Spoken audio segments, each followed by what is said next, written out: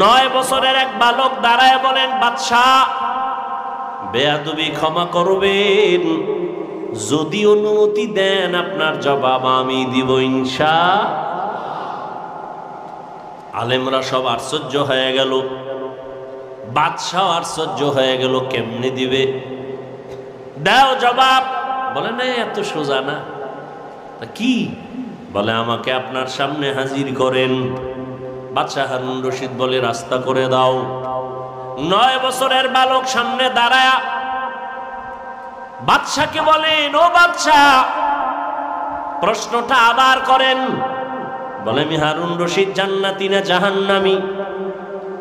বলে, জবাব তো আমি দিব। বলে, হ্যাঁ, আপনার কাছে আমার ছোট প্রশ্ন, আমি যেহেতু জবাব দিব, এই সময় আপনি বড় নাকি জবাব দেনেওয়ালা আমি বড়?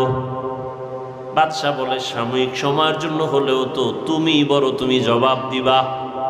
বেয়াদবি মাফ করবেন, কিছু সময়ের জন্য আমাকে সিংহাসনে বসায় দেন, আপনি নিচে নামেন।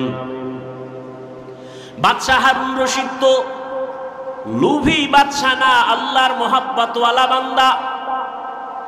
সাথে সাথে ওজিরে আজমকে বলে, দ্রুত নিচে আমার জন্য বিছানা করে দাও, 9 বছরের বালকের সিংহাসনে বসাও।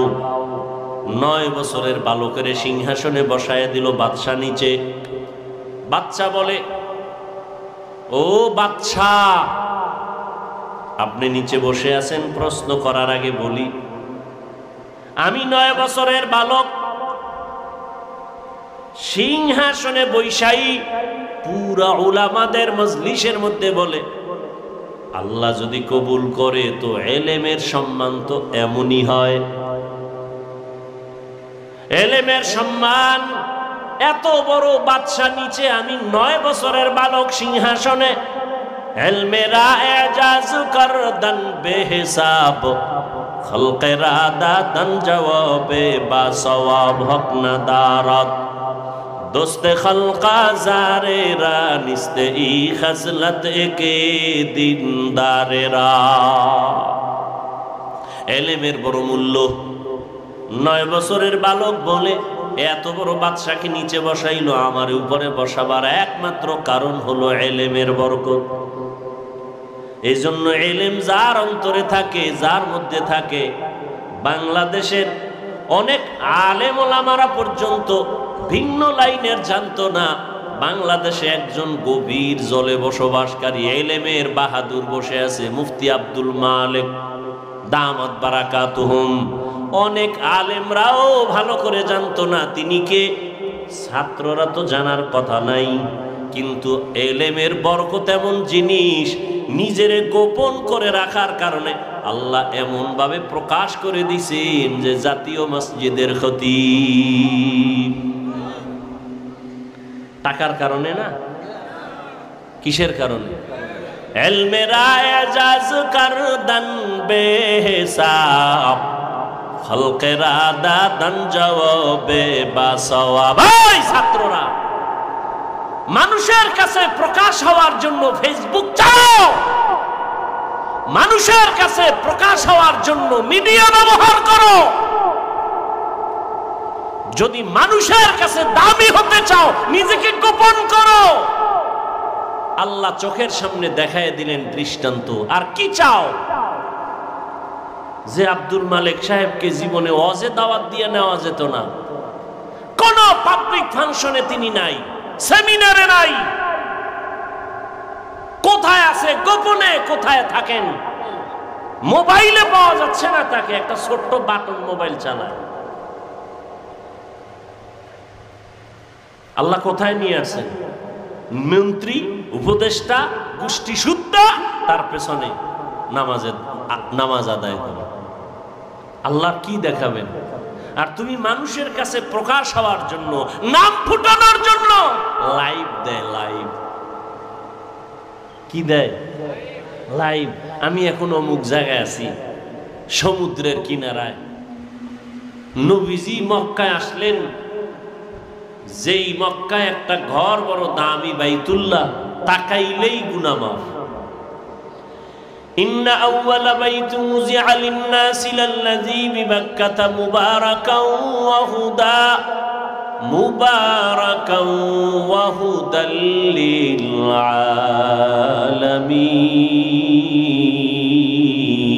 للعالمين হেদায়েতের ঘর, ইবাদতের ঘর,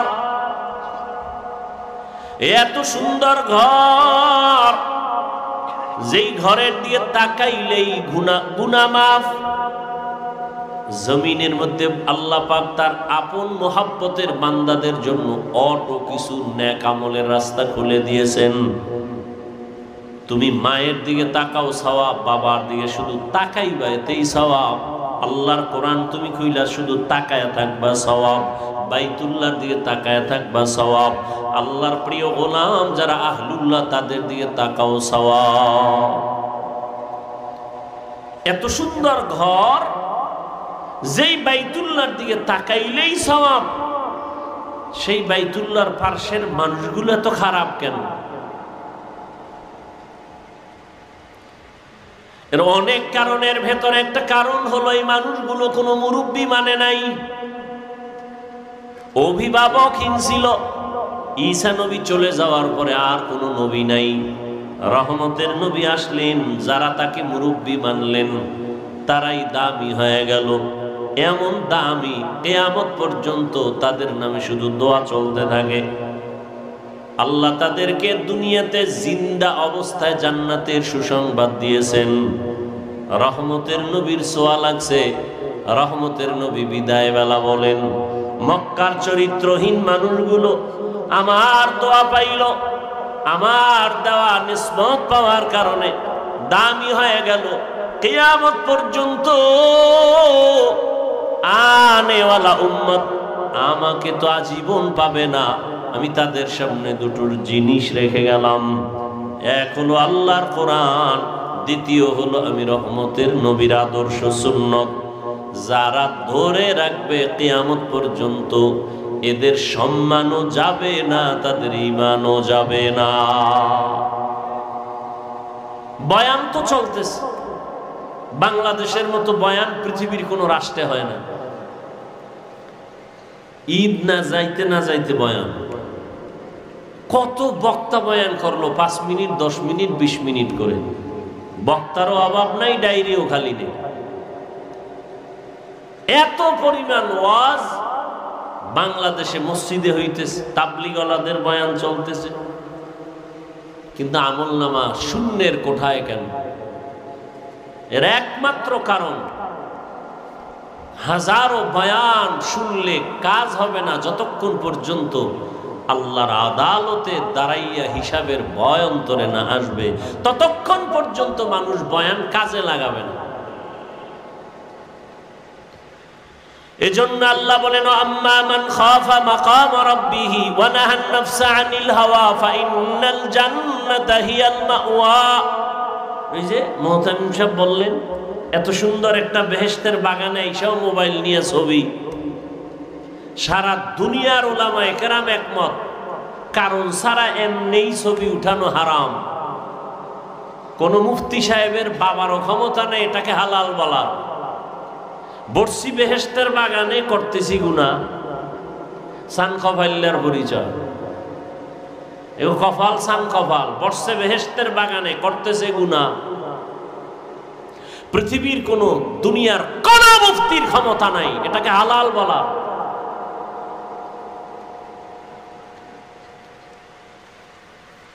যদি কেউ বলতে পারে, কানে ধরে ওয়াজের ময়দান থেকে বিদায় নিবে। বিনা কারণে অনর্থক ছবি উঠানো সম্পূর্ণ হারাম, কবিরা গুনাহ। বর্ষি বেহেশতের বাগানে, কেমন বাগান? বসলেই গুনাহ মাফ। কিন্তু বসে অনেকে আমরা মোবাইল নিয়ে ব্যস্ত। দেখেন না, এখন তো ওয়াজ মাহফিলে একটু আগে বলছি ফ্যাশন হয়ে গেছে। ওয়াজে আইসা বেলুন কিনে, বেলুন মার্কেটে দৌড়ায় নারী পুরুষ সমানে। এখানে বেহেশতের বাজার, পার্শ্বে মার্কেট আছে জাহান্নামের বাজার। নারী পুরুষ সেখানে হোমানে দৌড়াচ্ছে। বাড়িতে যাওয়ার সময় বেলুন কান্দে ঝুলায় নিবে, বাড়িওয়ালারা বলবে অজেরতে কি পাইলা, কয় মোনাজাতে বেলুন কবুল হয়ে গেছে। গিয়া মোবাইল চালাবে ফজরের, আর খবর নেই। কি লাভ হবে? আল্লাহ আমাকে হেদায়াত দান করুন। আপনাদের হেদায়াত লাগলে আপনাদেরটা আপনারা বলে নেন। অন্যের জন্য দোয়া করাও বর্তমানে বিপদ। এক জায়গায় দোয়া করে বহু মামলার আসামি হয়ে গেছে। দোয়া করছিলাম আল্লাহ মসজিদ ভালো, সবাই টাকা পয়সা দিয়ে টাকা উঠে কমিটি খাইয়ে লইছে। এগো কোনো দোষ নাই, দোষ কার? হুজুরে দোয়া করছে রে দল, মহের মূল লোক তো। আল্লাহ হেদায়াত দান করুন। বাদশাহ হারুন রশিদের নাম শুনছেন? এই কথা কইেন, আমি কিন্তু উঠেই বলছি, বাকি দোয়া, বয়ান না। বয়ান হয়ে গেছে, আর বয়ানই যে হেদায়াতের কোনো গ্যারান্টি নেই। এরপরে দু চারটা কথা বলতেছি আপনাদের আগ্রহের উপর। বাদশাহ হারুন রশিদ বড় বিচক্ষণ। একদিকে রাষ্ট্র পরিচালনা করেন, অন্যদিকে আল্লাহর প্রিয় একজন বুজুর্গ বান্দা। বলেন তো তার স্ত্রীর নাম কি? খবর নেই। এই যুবকেরা, বাদশাহ হারুন রশিদের স্ত্রীর নাম কি? জুবায়েদা খাতুন। কে সে জুবায়েদা? বড় দামি একজন মহিয়সী নারী, হাফেজে কোরআন, কোরআনের হাফেজা। তার বাড়ির মধ্যে শুধু জুবায়েদার খেদমতের বাড়ির জন্য 100 মহিলা কাজ করত, সবাই কোরআনে হাফেজা। কাজের মহিলা 100। জুবায়েদা খাতুন সিদ্ধান্ত নিলেন, আমার ঘরে 24টা ঘন্টার প্রতিটি মুহূর্ত তেলাওয়াত হবে। মহিলাদেরকে টাইম দিয়ে দিলেন, তুমি আধা ঘন্টা তেলাওয়াত করে কাজে যাও, এরপরে আরেকজন 20 মিনিট তেলাওয়াত করে কাজে যাইবা, এরপরে আরেকজন। এভাবে শিডিউল করে দিল যে জুবায়েদার পুরা বাড়ির মধ্যে 24টা ঘন্টার প্রতিটি সেকেন্ড তেলাওয়াতের আওয়াজ। এ হলো জুবায়েদা। তার স্বামী বাদশাহ হারুন রশিদ রাস্তায় যাচ্ছে কোথাও সফরে, ওজির তার সাথে। তো দিক দেখে একজন বুড়া মানুষ, মরণের সাপ চেহারায় পড়া, গাছ লাগাইতেছে, ফলের গাছ। তো বাদশাহ হারুন রশিদ, এই বুড়া তুমি কি করো? ফলের গাছ লাগাই। এত কষ্ট করে রোদ্রে গাছের ফল কবে হবে, কবে খাইবা? আমি খাওয়ার জন্য এই গাছ রোপণ করি না, তো কষ্ট করে গাছ রোপণ করি আমি, ফল খাবে আমার পরবর্তী প্রজন্ম যারা। আমার বাপ দাদায় লাগাইছে, আমরা খাইছি, এখন আমরা গাছ রোপণ করি, আমাদের সন্তানরা খাবে, নাতিরা খাবে। বাদশাহ হারুন রশিদ খুশি হয়ে 1000 টাকা দিছে পুরস্কার। বুড়ায় কয়, আমার কপাল সান কপাল, মানুষ গাছ লাগায় 1 বছর পর ফল পায়, আমি নগদ পাইলাম, নগদ ফল পেয়ে গেলাম। বুড়ার কথা শুই না বাদশাহ আরো 1000 দিছে। বুড়ায় কয়, মানুষ গাছ লাগায় বছরে ফল পায় একবার, আমি 2 বার নগদ। ওজিরে কয়, বাদশাহ এখান থেকে ভাগো, বুড়ায় যে বুদ্ধি লইছে, ফকির বানায় ছাড়ো। কি বুঝলাম এখান থেকে? কসাসুল আউয়ালিন মাওয়াইজুল আখিরিন, অতীতের ইতিহাস, অতীতের কিচ্ছা কাহিনী পরবর্তী প্রজন্মের জন্য উপদেশ, নসিহত। কিচ্ছা কাহিনীর ওয়াজ আমরা করি না, উল্টাপাল্টা মেজাজ গরমের বয়ান ছাইরে দিছি, ঠান্ডা হয়ে গেছে। বেয়াদব সাইজ করতে আলহামদুলিল্লাহ আমার সময় লাগে না। ওই কপাল পোড়া যারা বলে কেচ্ছা কাহিনীর ওয়াজ করি না, তুমি কিসের ওয়াজ করো?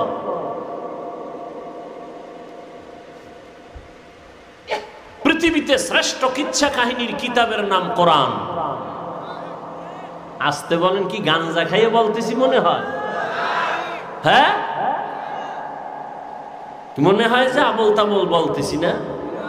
এত তুফান কেন সোনার বাংলায়? এত তুফান আল্লাহর শকর, সব নেফাকিওয়ালাদের জীবনের ইতি হয়েছে। আলহামদুলিল্লাহ, এখনো বসে আছি, সম্মানের সাথে বসে আছি, আলহামদুলিল্লাহ। পৃথিবীতে শ্রেষ্ঠ কিচ্ছা কাহিনীর কিতাবের নাম কোরআন। পৃথিবীর দ্বিতীয় শ্রেষ্ঠ কিচ্ছা কাহিনীর কিতাবের নাম হাদিস শরীফ। তুমি কি বুঝাতে চাও পাবলিক রে? কিচ্ছা কাহিনীর ওয়াজ করি না? 2000 আয়াত আছে কোরআনে, শুধু কিচ্ছা কাহিনী। কিচ্ছা কাহিনী কত আয়াত? 2000। তুমি কি বুঝো? জাতিকে আর কি বুঝাতে চাও? এখানে অনেক তালিবুল ইলম উলামায়ে কেরাম বসে আছেন। কোরআন শরীফের মধ্যে বাঘের কিচ্ছা নাই? এই ছাত্ররা কম নাই? হাতির কিচ্ছা নাই? সাপের কিচ্ছা নাই? ব্যাঙের কিচ্ছা নাই? মশামাছির কিচ্ছা নাই? কি কয় বেঈমান?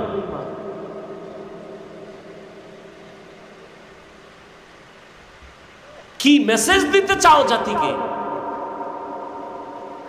হ্যাঁ, কোরআন হাদিস ছাড়াও আমরা বহু ওলি আউলিয়ার কিচ্ছা বলি, সোনাবন্দের গান গাই না।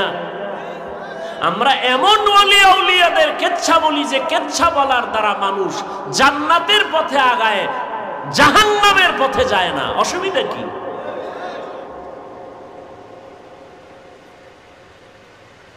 বাপ দাদার কিচ্ছা কাহিনী বলি, কত তোকমা লাগানো। আমাদের বাপ, আমাদের দাদা, আমাদের ওস্তাদ, আমাদের মুরব্বীরা এমনই আল্লাহওয়ালা, তাদের কিচ্ছা বললে মানুষ কাঁদে। তোমার বাপ দাদার জীবনের নাম নেওয়ারও সুযোগ নাই। তোমরা সেই কপাল নিয়ে জমিনে আসছো। উজানির কারি ইব্রাহিম রহমতুল্লাহ আলাই বাঘের কিচ্ছা বললে মানুষ অনেকে মন্তব্য করে।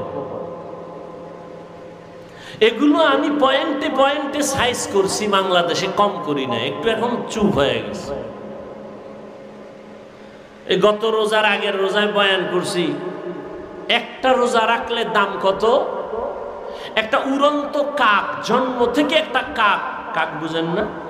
কাউয়া, একটা কাউয়া জন্ম হয়েই উড়তে থাকে, উড়তে উড়তে উড়তে উড়তে উড়তে উড়তে বুড়া হওয়া পর্যন্ত উড়তেই থাকে। উড়িয়া কত দূর গেল?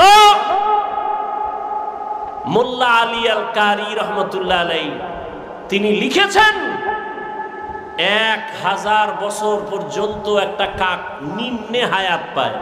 তাহলে একটা কাক জন্ম থেকে উড়িয়া 1000 বছরে কত দূর যাবে? একটা রোজাদার এক রোজার বরকতে জাহান্নাম থেকে তত দূর চলে যাবে।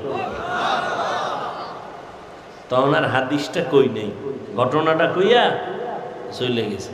এবার এটা নিয়ে নেফাকি অন্তরওয়ালারা পাগল হয়ে গেছে, কাকের কিচ্ছা বলছে, অথচ মিশকাত শরীফের হাদিসের ঘটনা।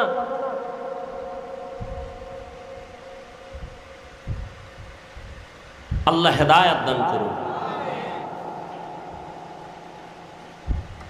এখন বলি, কোন বাংলাদেশে বহস কইরা, তর্ক কইরা, এক জায়গায় বইয়া ডিভাইড কইরা কোনদিন ডিবেট করে সমাধানে আসে নাই। বাতিল আরো মজবুত, আমি জিততে গেছি।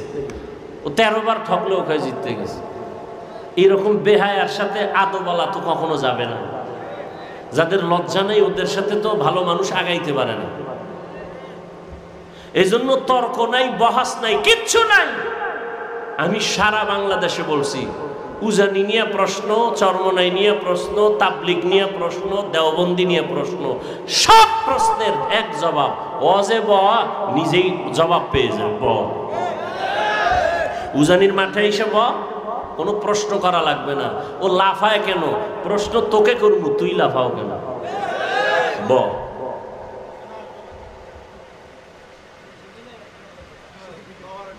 কোন মায়ের সন্তানের সাহস নাই উলামায়ে আহলে হকের সামনে বসে কথা বলবে।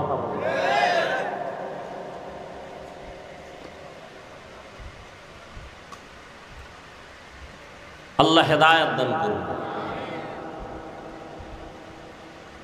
উজানি লাফায় কেন? তোমার প্রশ্ন। আর আমার প্রশ্ন তোমাকে, তুমি লাফাও না কেন? মোনাজাতে কান্দে কেন? প্রশ্ন তোমারে। এই কপাল পরা, তুই ময়দানে বসে কাঁদো না কেন? এটা তো কান্নার প্যান্ডেল, এটা তো হাসির প্যান্ডেল না। কাঁদো না কেন? আল্লাহর ওলিদের বয়ানে তোর হৃদয়টা কাঁপে না কেন? চোখে পানি আসে না কেন? উল্টা প্রশ্ন কেন? হাসির প্যান্ডেলে প্রশ্ন হাসে না কেন? কান্নার প্যান্ডেলে প্রশ্ন হবে কাঁদে না কেন? কাঁদে কেন? উল্টা প্রশ্ন কেন? তোমার অন্তর উল্টা হয়ে গেছে। কারণ এই যে ওয়াজে বসছে, ফজর নাই, জোহর নাই, আসর নাই, মাগরিব নাই, এশা নাই, ওয়াজে এসে জমায়ে গেছে। কি হবে এই ওয়াজ শুনে? وَأَمَّا مَنْ خَافَ مَقَامَ رَبِّهِ وَنَهَى النَّفْسَ عَنِ الْهَوَى فَإِنَّ الْجَنَّةَ هِيَ الْمَأْوَى। এই তাসবিহ পড়া যাবে না। আবু হুরায়রা রাদিয়াল্লাহু আনহুর হাদিস দেখলাম সেদিন। তাসবিহ যাবে না মানে এটা সুতা গিরা দিয়ে দিয়ে দিয়ে দিয়ে লাগাইয়া আবু হুরায়রা এটারে টানে। তাসবিহ পড়া যাবে না, এটা বেদাত। যাই হোক, আমরা তর্ক যাই না, কারণ তর্ক না করার কারণে আমরা প্লাস পয়েন্টে আছি। তাবলীগ কমতেছে না বাড়তেছে? বলেন, আমাকে তর্কের দরকারটা কি?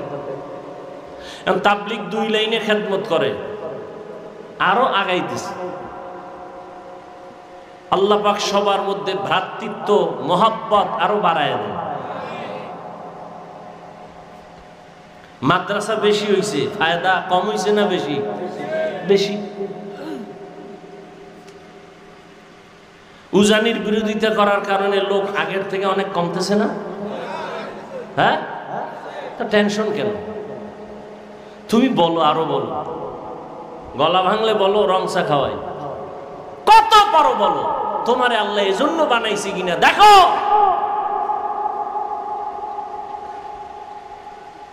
কওমি মাদ্রাসার বিরোধিতা করার দ্বারা বাড়ছে না কমছে? কওমি মাদ্রাসা আরো বাড়বে। বাংলাদেশের প্রত্যেকটা ঘর হবে এক একটা কওমি মাদ্রাসা। বলবেন কেন? বিরোধীদের বিরোধিতার কারণে। কারণ জোয়ারের পানিতে বাদ দিলে পানির শক্তি আরো বেড়ে যায়। সব কিছুর মূলে আল্লাহর ভয় নাই, এটাই আসল। আর এই ভয় আল্লাহর জাতের কসম, আল্লাহর ভয় অন্তরে ততক্ষণ পর্যন্ত আসবে না যতক্ষণ পর্যন্ত ওলিয়া উলিয়ার সোহবতে যাবে না। কোনো চালাকি চলবে না, ফাইনাল কথা। এজন্য তো আমি চ্যালেঞ্জ দিয়ে বলি, সারা বাংলাদেশে যারা ওলিয়া উলিয়া মানে না, এরা কোরআনও মানে না, বুখারী শরীফও মানে না, এরা ভণ্ড। এদের যারা ভণ্ড বলে না তারাও ভণ্ড।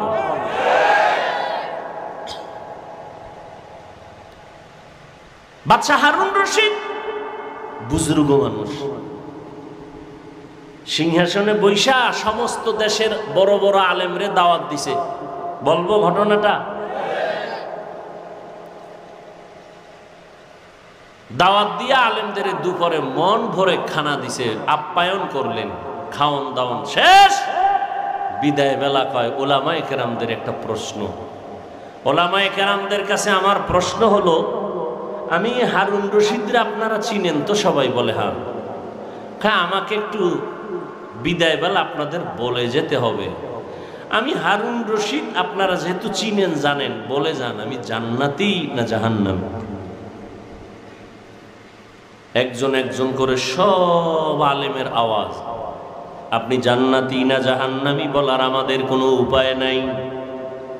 আপনি ভালো কাজ করলে বলা যাবে জান্নাতের পথে আছেন, আপনি যদি অন্যায় করেন বলা যাবে আপনি অন্যায়ের পথে জাহান্নামের পথে আছেন। কিন্তু আপনি জান্নাতি এটাও বলা যাবে না, আপনি জাহান্নামী এটাও বলা যাবে না। সবাই এক এক করে একই আওয়াজ। বাদশা হারুন রশিদ বলে পারবেন না? বলে পারবো না। কথা আপনাদের খাওয়াইয়া লাভ হইল কি? মনের দুঃখ মনেই রইল। বাদশা হারুন রশিদ বলেন, কোথায় পাবো জবাব? হঠাৎ উলামায়ে কেরাম যখন বিদায় হবেন, পেছন থেকে একটা 9 বছরের সন্তান দাঁড়ায় গেল। কয় বছর? 9 বছরের এক বালক দাঁড়ায় বলেন, বাদশাহ বেয়াদবি ক্ষমা করবেন, যদি অনুমতি দেন আপনার জবাব আমি দিব ইনশাআল্লাহ। আলেমরা সব আশ্চর্য হয়ে গেল, বাদশাহ আশ্চর্য হয়ে গেল, কেমনে দিবে? দাও জবাব। বলে না, এত সোজা না। কি? বলে আমাকে আপনার সামনে হাজির করেন। বাদশা হারুন রশিদ বলে, রাস্তা করে দাও।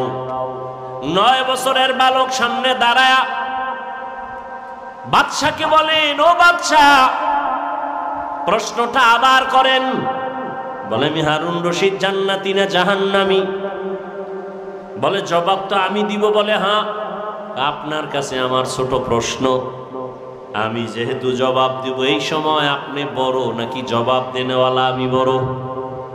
বাদশাহ বলে, সাময়িক সময়ের জন্য হলেও তো তুমি বড়, তুমি জবাব দিবা। বেয়াদবি মাফ করবেন, কিছু সময়ের জন্য আমাকে সিংহাসনে বসায় দেন, আপনি নিচে নামেন। বাদশাহ হারুন রশিদ তো লুভি বাদশাহ না, আল্লাহর মোহাব্বতওয়ালা বান্দা। সাথে সাথে ওজিরে আজমকে বলে, দ্রুত নিচে আমার জন্য বিছানা করে দাও, 9 বছরের বালকের সিংহাসনে বসাও। 9 বছরের বালকের সিংহাসনে বসায় দিল বাদশাহ নিচে। বাদশাহ বলে, ও বাদশাহ আপনি নিচে বসে আছেন, প্রশ্ন করার আগে বলি, আমি 9 বছরের বালক সিংহাসনে বৈশাই পুরা উলামাদের মজলিসের মধ্যে বলে, আল্লাহ যদি কবুল করে তো এলেমের সম্মান তো এমনই হয়। এলেমের সম্মান এত বড়, বাদশা নিচে, আমি 9 বছরের বালক সিংহাসনে। এলমেরা এজাজ করদান বেহিসাব, খলকেরা দাদান জওয়াবে বা সওয়াব হক না দারাত, দোস্তে খলকা জারেরা নিস্তে ই খজলত কে দিনদারেরা। এলেমের বড় মূল্য। 9 বছরের বালক বলে, এত বড় বাদশাকে নিচে বসাইলো, আমার উপরে বসাবার একমাত্র কারণ হলো এলেমের বরকত। এই জন্য এলেম যার অন্তরে থাকে, যার মধ্যে থাকে, বাংলাদেশের অনেক আলেম ওলামারা পর্যন্ত ভিন্ন লাইনের জানতো না। বাংলাদেশে একজন গভীর জলে বসবাসকারী এলেমের বাহাদুর বসে আছে, মুফতি আব্দুল মালিক দামাত বারাকাতুহুম। অনেক আলেমরাও ভালো করে জানতো না তিনি কে, ছাত্ররা তো জানার কথা নাই। কিন্তু এলেমের বরকত এমন জিনিস, নিজেরে গোপন করে রাখার কারণে আল্লাহ এমন ভাবে প্রকাশ করে দিছেন যে জাতীয় মসজিদের খতিব। টাকার কারণে না, কিসের কারণে? এলমেরা এজাজ করদান বেহিসাব, খলকেরা দাদান জওয়াবে বা সওয়াব। ভাই ছাত্ররা, মানুষের কাছে প্রকাশ হওয়ার জন্য ফেসবুক চালাও, মানুষের কাছে প্রকাশ হওয়ার জন্য মিডিয়া ব্যবহার করো। যদি মানুষের কাছে দামি হতে চাও, নিজেকে গোপন করো। আল্লাহ চোখের সামনে দেখায় দিলেন দৃষ্টান্ত। আর কি চাও? যে আব্দুল মালিক সাহেবকে জীবনে ওয়াজে দাওয়াত দিয়ে নেওয়া যেত না, কোন পাবলিক ফাংশনে তিনি নাই, সেমিনারে নাই, কোথায় আছে গোপনে, কোথায় থাকেন, মোবাইলে পাওয়া যাচ্ছে না তাকে, একটা ছোট্ট বাটন মোবাইল চালায়। আল্লাহ কোথায় নিয়ে আসেন? মন্ত্রী, উপদেষ্টা, গোষ্ঠী সুদ্ধা, তার পেছনে নামাজ আদায় করে। আল্লাহ কি দেখাবেন? আর তুমি মানুষের কাছে প্রকাশ হওয়ার জন্য, নাম ফুটানোর জন্য লাইভ দেয়। লাইভ কি দেয়? লাইভ। আমি এখন অমুক জায়গায় আছি, সমুদ্রের কিনারায়, পাহাড়ের গলির মধ্যে বাইতুল্লাহ গিয়েও লাইভ দেয়, ফেরাউনের বাথরুমে ঢুকবো, রেডি থাকেন সবাই। এরকম বেহায়া আছে না নাই? রসুলের রওজায় গিয়া লাইভ দেয়, মানুষ কানতে কানতে বেহুশ, এই বেয়াদব লাইভ দেয়। ওর নিজেরও কপাল পুড়ছে, কান্না নাই, অন্যেরা কাঁদবে তাও পারে না ওর লাইভের কারণে। আজি হজ করতে গেছে, আসার সময় বউর জন্য মোবাইল, অমুকের জন্য মোবাইল, বাস এটা হলো বড় হাদিয়া। বিয়ার হাদিয়া তখন এটাই, জামাইয়ের হাতে মোবাইল, দ্রুত যেন সাইট কালেকশন করতে পারো, হাদিয়া দিয়ে দিলাম, যাও। আর মানকে সিফা আটকায় গেলে তো টেনশন নাই, ফট করে বলবি যে মাত্র বিয়া একটা, আরো তো তিনটা, টেনশন কি? আল্লাহ হেদায়াত দান করুন। এক বউয়ের হক আদায় করতে পারে না, দুইটা লয়ে টানাটানি। একটা সন্তানের হক আদায় করতে পারে না, অন্য সন্তান নিয়ে টানাটানি, এত সোজা?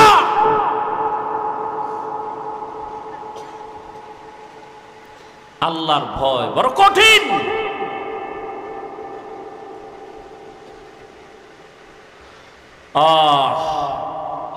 9 বছরের বালক বাদশা হারুন রশিদকে নিচে নামাইয়া সিংহাসনে বসে বলেন, এবার প্রশ্ন আপনি আবার করেন। বাদশা হারুন রশিদ বলে দাও আমি জান্নাতি না জাহান্নামী? সব আলেমরা বলেছে আমি জান্নাতি কিনা বলা যাবে না, জাহান্নামী কিনা বলা যাবে না। 9 বছরের বালক বলে, আল্লাহর উপরে ভরসা করে বললাম নিশ্চিত আপনি জান্নাতি। কেমনে বলেছো? বলে আপনার থেকে একটা ঘটনা জানতে চাই, বলেন আপনার জীবনে এমন কোন অবস্থা হয়েছে কিনা, কি আপনি চাইলেই জেনা করতে পারতেন, গুনাহ করতে পারতেন, সুন্দরী মেয়ে পাইছেন সামনে, আল্লাহর আযাবের ভয় আপনি জিনা করেন নাই, গুনাহ করেন নাই, এমন কোন ঘটনা জীবনে হয়েছে কিনা? বাদশা হারুন রশিদ বলে, একটা না, শতবার এমন অবস্থা হয়েছে, আমি চাইলেই সুন্দরী মেয়েকে দিয়া জিনার প্রলোভনে আমি পড়তে পারতাম। বহুবার হয়েছে, আল্লাহর আদালতে হিসাব দেওয়ার ভয় আমি এই গুনাহ থেকে নিজেরে গুটায় নিছি, গুনাহ করি নাই। বাচ্চা বলে, আল্লাহর উপরে ভরসা করে বললাম আপনি নিশ্চিত জান্নাতি। সব আলেমরা দাঁড়ায় গেল, আমরা পারলাম না, তুমি কিভাবে বলছো এই বান্দা জান্নাতি? দলিল দাও। বলে আল্লাহর কোরআন দিয়া নাও, ওয়া আম্মা মান খাফা মাকাম রাব্বিহি ওয়া নাহান নাফসা আনিল হাওয়া ফাইন্নাল জান্নাতা হিয়াল মাওয়া।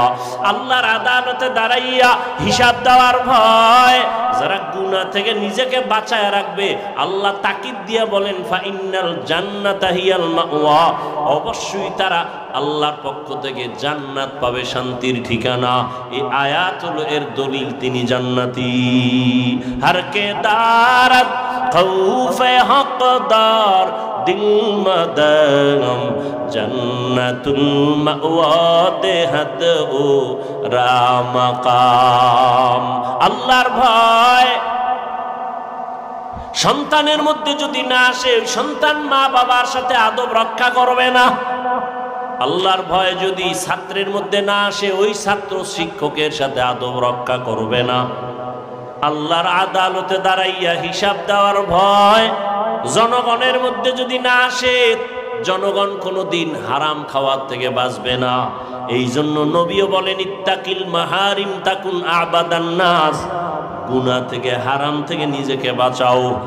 হারাম থেকে নিজেকে বাঁচাবার জ্বলন্ত একটা দৃষ্টান্ত গেল রমজানের রোজা। পেটেও প্রচন্ড ক্ষুধা, সামনেও খানা, প্রচন্ড ক্ষুধা, খানাও রেডি। একটা রোজাদার খানা খায় না, কেন? বলে আল্লাহর ভয়। খানাটা যদিও হালাল, আল্লাহর আইনে এখন খাওয়াটা হারাম। আল্লাহ পাক বলেন এই সবকটা বাকি 11 মাস পালন কর। ক্ষুধা আছে, খানাও আছে, খাও না কেন? আল্লাহর বিধানে হারাম। 11 মাস ক্ষুধাও থাকবে, খানাও থাকবে, খাওয়ার আগে হিসাব মিলাইয়া দেখবা আল্লাহর বিধানেই পানিটা হালাল না হারাম। হালাল হলে পান করো, হারাম হলে অ্যাবাউট করো। এই 11 মাসে এই বিধান যদি চালু রাখতে পারো, তুমি মুত্তাকি হইয়া জান্নাতের চেহারাটা দেখা জান্নাতে যাইতে পারবা। ও আমার কলিজার যুবক বাবারা, আল্লাহর ভয় অন্তরে জমা করার জন্য একটাই পথ, আল্লাহর ওলি যারা তাদের নেক নজর নাও। তাদের নেক নজর নিয়া নিজের আমলকে সুন্দর করো, নামাজ ধরো, মা বাবার খেদমত করো। আল্লাহ ওলিদের নেক নজর না লাগানো পর্যন্ত অন্তর দোলাই হবে না, তাকওয়া অন্তরে জমা হবে না। আর তাকওয়া অন্তরে যত আসবে না, ততক্ষণ বান্দা গুনাহমুক্ত হওয়া সম্ভব না। ও আমার কলিজার যুবক বাবারা, তোমাদের মতো কত যুবক জেনারেল লাইনে থাকিয়াও নামাজ পড়ে, মা বাবার সাথে ভালো আচরণ করে, অভাব নাই, চাকরি করে, লেখাপড়া করে, নামাজ পড়ে। একমাত্র কারণ খুঁজা দেখবা কোনো না কোনো হুজুরের সাথে ভালো সম্পর্ক, ইমামের সাথে ভালো সম্পর্ক। ঢাকা কলেজে লেখাপড়া করে ছেলেটা, 5 বেলার নামাজ পড়ে, দাড়িও উঠতেছে, পাগড়িও মাথায়, একবারও নামাজ ছাড়ে না। আল্লাহর ভয় আসছে উলামায়ে কেরামের নেক নজরের মাধ্যমে। ও পর্দার আড়ালের আম্মা জানেরা, বোনেরা, আল্লাহ আপনাদের এত মর্যাদা দান করেছেন। ওই জুবায়দার কথা বলেছিলাম, কোরআনে হাফেজা, এত বড় বাদশা হারুন রশিদের ঘরে থাইকা আল্লাহর মোহাব্বত নিয়া 24 ঘন্টা ঘরের মধ্যে তেলাওয়াত। আপনাকে তো আল্লাহ এত বড় না দিল, যতটুকুই পেয়েছেন আপনার স্বামীর, আপনার ঘরের কামাইয়ের অভাব নাই। আপনি কেন বেপরদায় চলবেন? স্বামীর হালাল কামাই নিয়ে শুকর আদায় করবেন। সন্তান আল্লাহ দান করলে নেক আমলওয়ালা বানাবেন, নেককার সন্তান রেখে যাবেন, আপনার জীবনটা বড় ধন্য হয়ে যাবে। আপনার সন্তান ডাক্তার হবে, বাধা নাই, ইঞ্জিনিয়ার হবে, বাধা নাই, 5 ওয়াক্ত নামাজ পড়ে মা বাবার জন্য দোয়া করবে, উলামায়ে কেরামের নেক নজর নিয়ে চলবে, আপনার মরিয়া গেল জীবনটা ধন্য হয়ে যাবে। এখনো সময় আছে, তওবা করে নেন, আর বেপরদায় চলবেন না। আপনার মতো কত মা, কত বোন পর্দা করে, স্বামীর মাল হেফাজত করে, নামাজ ছাড়ে না, সন্তানগুলো নেক আমলওয়ালা বানায় গেল, হাফেজে কোরআন বানাইলো। আল্লাহর কাছে দোয়া করেন, সন্তান আল্লাহ দান করেছেন বা করবেন, ওই সন্তান একজন 5 ওয়াক্ত নামাজি, আলেমদের নেক নজরওয়ালা বানাবেন, স্বামীর মাল হেফাজত করবেন, হারাম কামাই ঘরে যেন আনার সুযোগ না হয়। আল্লাহর বান্দাদের নিয়ে দোয়া করবেন, স্বামীর জন্য দোয়া করবেন। যুবক সন্তানদের বলবো, বাবা এখনো সময় আছে, তওবা করো, আল্লাহর কাছে মনে মনে নিয়ত করো, আর নামাজ ছাড়বা না, বেপরদায় চলবা না। মা বাবার দোয়া নিয়া, উলামায়ে কেরামের দোয়া নিয়া, শিক্ষকের দোয়া নিয়া, আল্লাহর মোহাব্বত নিয়া, নবীর আদর্শ মেনে চলবা। তওবা করার নিয়ত যদি থাকে, মরিয়া গেলে যাবো আর নামাজ ছাড়বো না, দাড়ি কাটবো না, বেপরদায় চলবো না, মা বাবার সাথে বেয়াদবি করবো না, উলামায়ে কেরামের বিরুদ্ধে যাব না, নবীর আদর্শ সুন্নাত অনুযায়ী জীবন চালাবো। তওবা করার যদি অন্তরে নিয়ত থাকে, খাঁটি নিয়তে 2 হাত আমার আল্লাহকে দেখায় দাও। আয় আল্লাহ আমাদের কবুল করে নেন, তওবাওয়ালা জিন্দেগি দান করেন, সুন্নাতওয়ালা ইজ্জতের জীবন দান করেন, মা বোনদের আবেদা পর্দাওয়ালা বানায় দেন, সন্তানগুলো নেক আমলওয়ালা বানায় দেন। আয় আল্লাহ মরণ পর্যন্ত তওবার উপরে মজবুত হইয়া নবীর আদর্শ মতে চলার তৌফিক দান করেন, আমিন। আলহামদুলিল্লাহি রাব্বিল আলামিন, ওয়াসসালাতু ওয়াসসালামু আলা সাইয়্যিদিল আমবিয়াই ওয়াল মুরসালিন ওয়া আলা আলিহি ওয়া আসহাবিহি আজমাইন। ইয়া আরহামার রাহিমিন, ইয়া আরহামার রাহিমিন, ইয়া আরহামার রাহিমিন। রব্বিরহামহুমা কামা রব্বায়ানি সগীরা। আল্লাহুম্মা ইন্নাকা আফুউন কারীম তুহিব্বুল আফওয়া ফা'ফু আন্না। আল্লাহুম্মা ইন্না নাসআলুকা রিযাকা ওয়াল জান্নাহ ওয়া নাউযু বিকা মিন সাখাতিকা ওয়ান নার। আল্লাহুম্মা ইন্না নাউযু বিকা মিনাল বারাসি ওয়াল জুনুনি ওয়াল জুযামি ওয়া সাইয়্যিল আসকাম।